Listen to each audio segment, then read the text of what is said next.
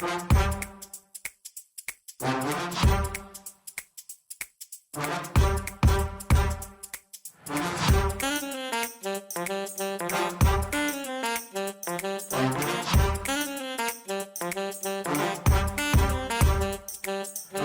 I'm Mike Maloney, and welcome to another CSRM podcast.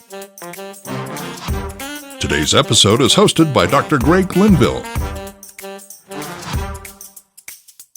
Hello, everyone, and welcome to another CSRM podcast. We're so thankful you've chosen to be with us here today.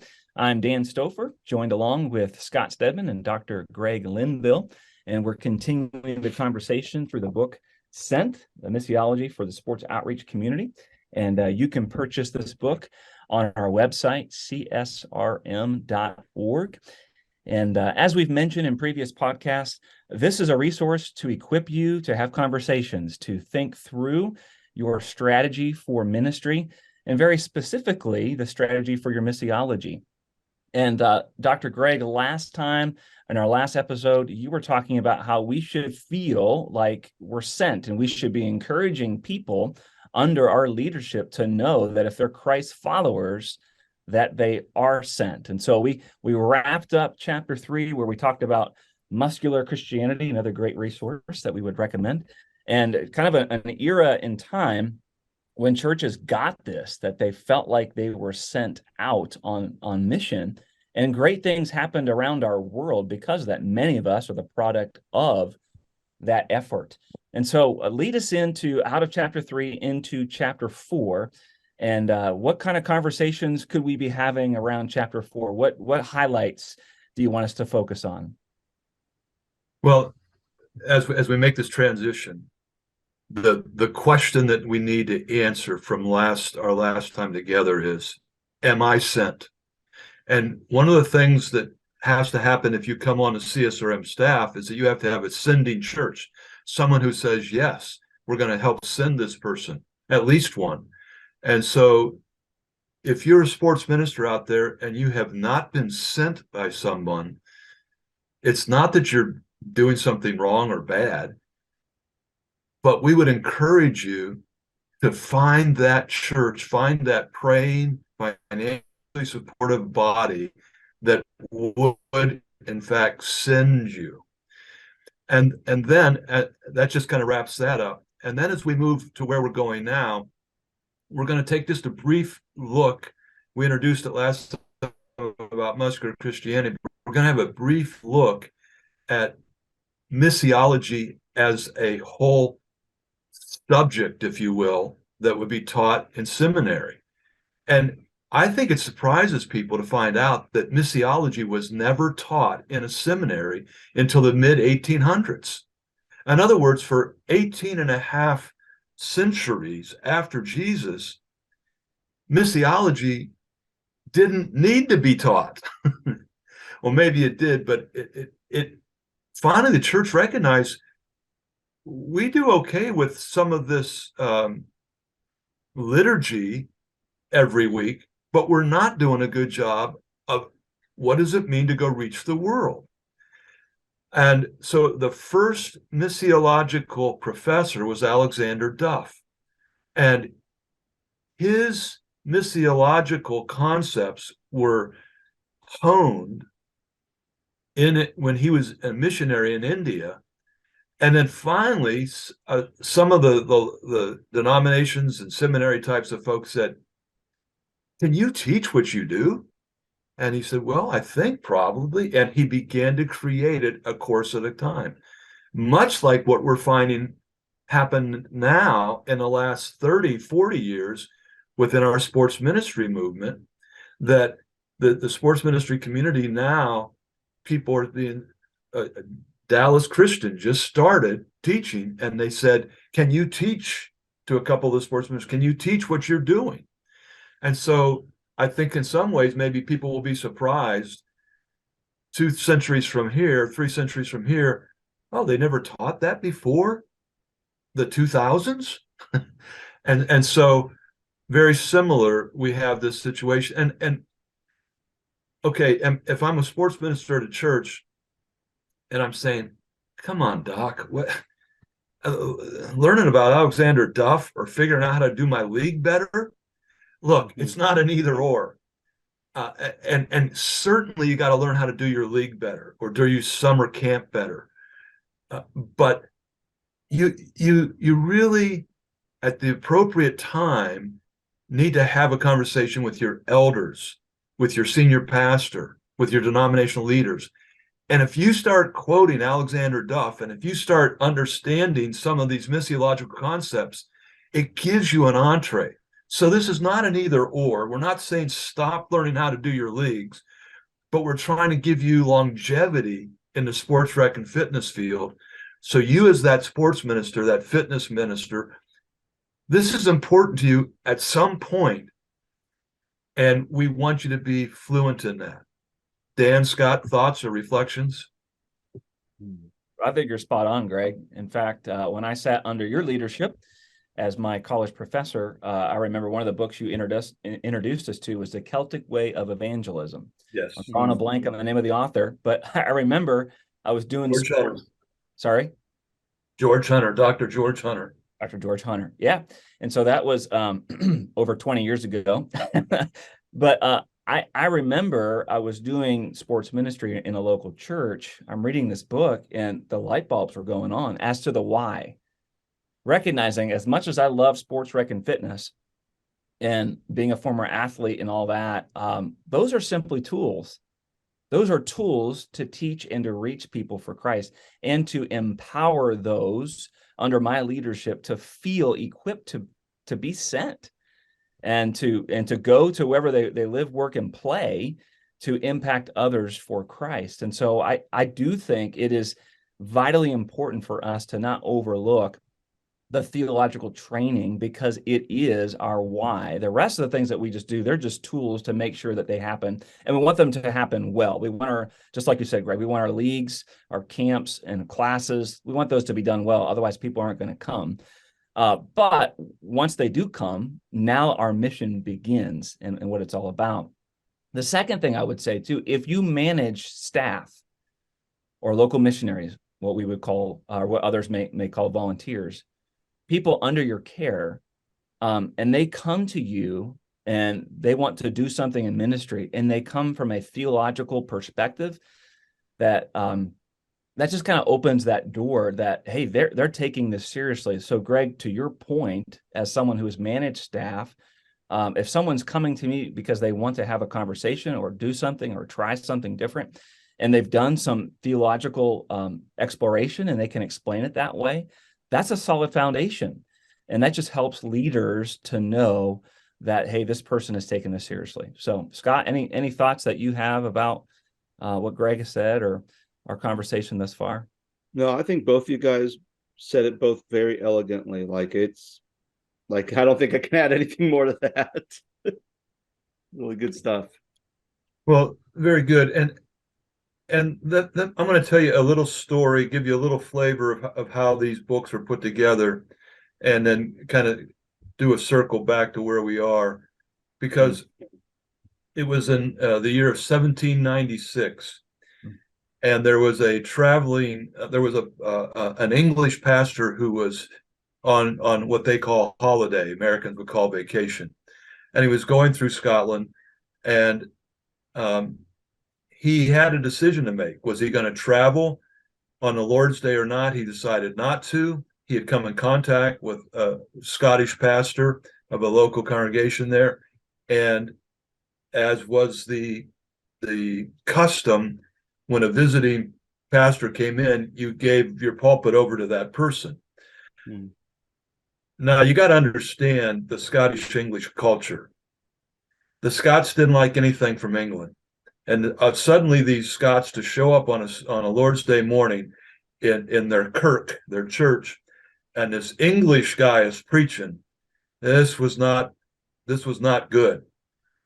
But that guy brought the gospel like the pastor of that church had never heard before.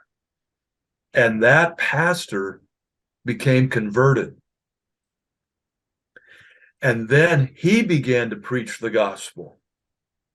And then it was a set of parents that sat under his teaching that converted and began to grow deep in their faith. And then it was their son who they raised in that church and raised to love Jesus, whose now is the name Alexander Duff, the father of missiology. And I say that story because it helps us understand why we need to go back into history and look at these things. And I don't want to make a bigger deal than it is, but what would have happened had that pastor disregarded Lord's Day issues and said, I'm just going to not even go to church that day, let alone preach? What would have happened if the pastor hadn't received the gospel and preached the gospel? And here's an important point. What would have happened if those parents hadn't embraced it and raised their child? And so many of you sports ministers get a chance to influence parents through your sports ministry that you wouldn't have a chance to influence any other way, because they want their kid involved in your sports program, not in your Sunday school class, at least initially. And so there's a whole litany of things there, but it all comes down to that we want to have people engaged in proclaiming the gospel. Now, in many ways, I've said all of that for the lessons that are there, but to come to this point, a few years ago, I was invited by a church to come in and consult with them. They had been to the Moody Pastors Conference, and up there, one of the sports ministry programs at the university level that we had initiated was at Moody Bible Institute. And so the sports ministry was being highlighted at the conference, and the pastors said, you know what? I want to hear more about this. And so they got in touch with us at CSRM. We consulted with them, and we had a theological issue that arose because of that. Because the belief was that the only way people can come to Jesus is by the preaching of the word. And so when they began to find out that we were sending local parishioners, these local missionaries that were, as Janice said, people often call volunteers, sending them, mobilizing them, empowering them, enabling them to reach people for Jesus who are far from him, he had a real trouble with that. And his church was growing and has grown and become a very prominent church. But to a large degree, it's been from transfer growth rather than true evangelistic growth. And they never engaged in sports rec and fitness outreach. And I'm not saying that they've never reached anybody who's far from Jesus, but I'm saying that most of that has come because Christians are transferring from another denomination, another church, and those people that are down at the bar every night, down at the softball field every night, down at the whatever, those are not the people that they're reaching, by and large. And so I think that I'm saying all this to say we have to understand that we want to send people to go to those people who are far from Jesus. And that's why we do the sports rec and fitness. Your guys' reflections. I think there's two thoughts from what you just said, Greg. Is number one, if you have the privilege of being a parent, if God has blessed you in that way, or a grandparent, let's not overlook the fact that we too are sent. So Alexander Duff's parents, and I think you even mentioned this in the book, Greg, they didn't know, they had no idea what he would do, but Yes. they laid that foundation. They taught him about Jesus. And so we are sent to our children and grandchildren. And if God has blessed you with that opportunity, don't overlook that too. And Absolutely. I think there's so many opportunities for us every single day to pour into our kids that way and to be a missionary. Depending on your theology, I believe that our children are brought into this world, and they're sinful creatures, and And all you have to do is spend some time around a toddler and recognize the first word that they learn is the word no. And so we are evangelizing our kids until they come to faith. And then their faith is their own at that point. But it's an awesome opportunity. Secondly, Greg, I think you're spot on. This is why we love sports rec and fitness. It's because in our culture, we are sports obsessed and crazed and fitness crazed. I mean, the amount of people outside of my window here who are walking and running on the sidewalk or the running path out by my house here is crazy.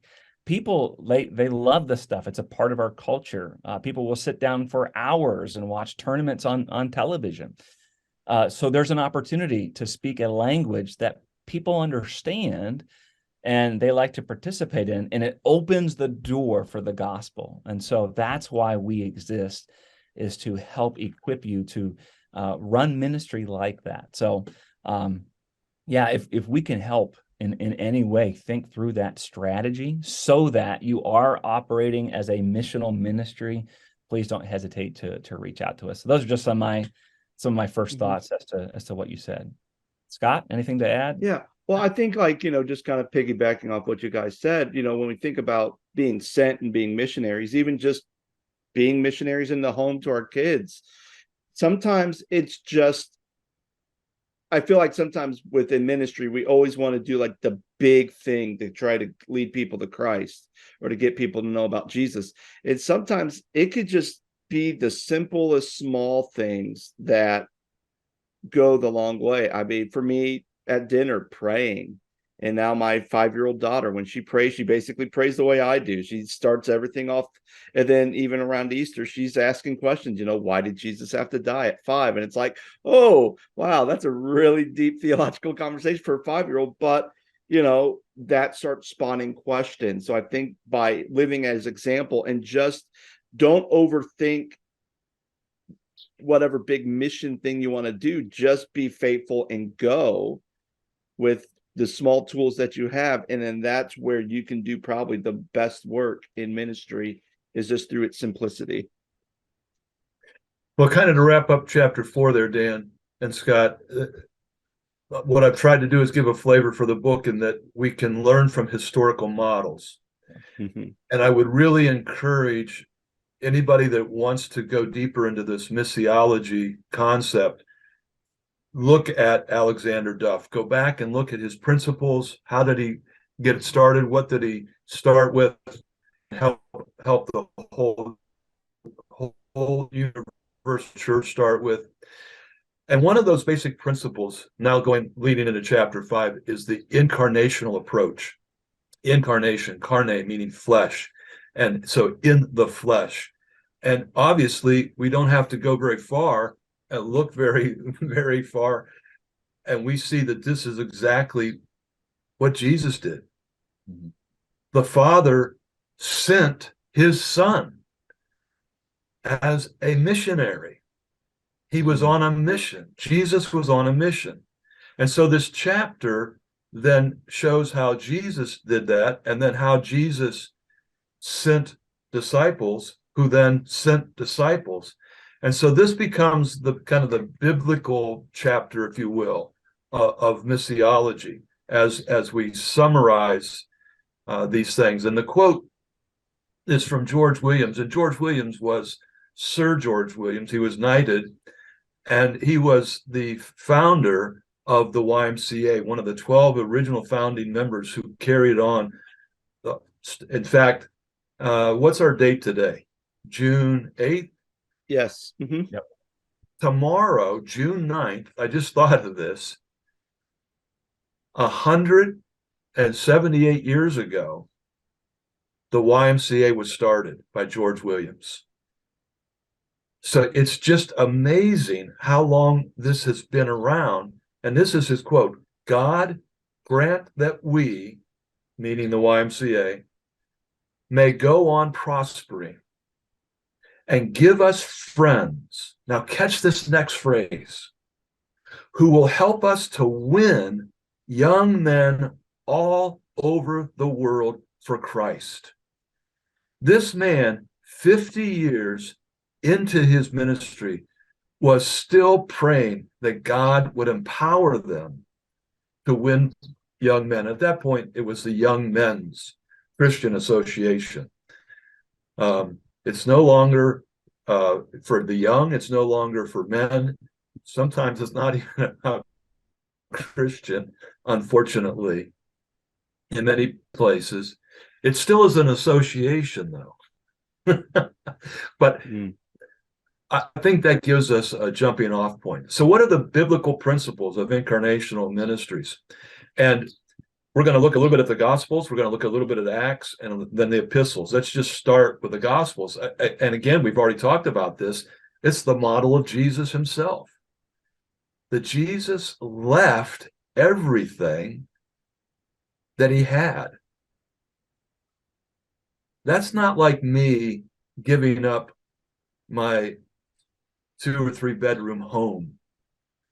It's not like me giving up my car that I can drive everywhere, or my wardrobe, or my larder that's filled with food. This is God who came down and dwelt with us, putting on flesh. Far more sacrificial than what God is calling us to do when we're sent. But notice again, he was what? Sent. Now, he came, he went, but he was sent. And the Gospels are filled with this model.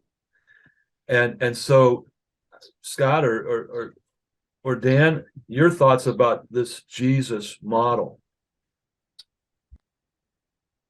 Well, we often refer to Jesus as the master teacher. And, that model allowed him to do the things that he did, not only to teach, but to become the ultimate sacrifice. And praise God that Jesus, the Son, was sent, because, friends, that's our salvation. And, I think we all know just the heaviness of that, the weight of that he would, as we read in Philippians chapter 2, that he would leave heaven and come to earth to live like us, to experience what we experience. The Bible tells us to be tempted in every way that we are, yet he overcame. That's so inspiring, and I think we're all so incredibly thankful for the fact that that God sent his son Jesus for us. That's the essence of the good news. Yeah, and here's some things that he did. He personally related to people as he walked and talked, and he mentored people. This is how he went when he was sent. He healed those who had physical maladies. He defended the woman who was caught in adultery. He associated with tax collectors, and we may not like tax collectors today, but they were anathema in that culture. They were absolutely hated. He engaged the woman at the well, who had been rejected by everybody. He resuscitated. He didn't resurrect. He resuscitated Lazarus. He praised Mary for her lavish outpouring of love. He did all of these things with people by coming to earth. And I'm not sure that we can totally say that that's what we're supposed to do. Like, yeah, we're supposed to pray for people's healing, but do we have the power to heal like Jesus did? Okay, there may be some differences, but he modeled for us what it meant to be sent. And so I think we need to ask ourselves, are we actually doing that? Are we running a league? Okay, that's good. But the league is really designed to enable us to relate to people when they're struggling or when they're got things to praise God about. And so why do we do these things? It's to incarnate the gospel following Jesus' models.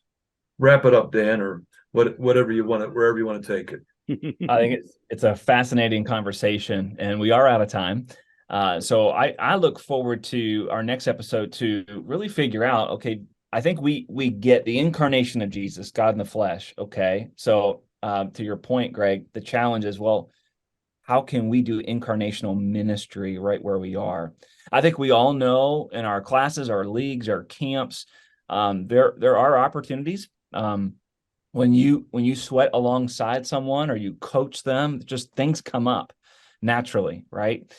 Competition can be hard, and competition can bring out sometimes the worst in people and also the best in people. And so there are opportunities for us to minister to people who may be far from God, who may need prayer for healing and all the things that you just mentioned there. And so again, sports rec and fitness is a great opportunity for us to know that we are sent, and to equip those under our care to know as Christ followers that they also are sent as well. Again, you can buy the book Sent through the CSRM website. We're wrapping up chapter 4 and heading into chapter 5. And that's all the time we have for this episode. And we will catch you for the just riveting conversation about incarnational ministry next time. So take care, and we'll see you then. The CSRM podcast is a production of CSRM and their production house, Overwhelming Victory. Dr. Greg Linville is the executive producer, and Scott Stedman is the associate producer and editor. To learn more about CSRM, visit csrm.org. For more information about Overwhelming Victory, visit overwhelmingvictory.org. The CSRM podcast is the flagship member of the podcast network Overwhelming Victory Radio. For more information on Overwhelming Victory Radio, or to listen to our partner podcasts, visit overwhelmingvictory.org/OV Radio. For CSRM podcasts, I'm Mike Maloney. Have a blessed day.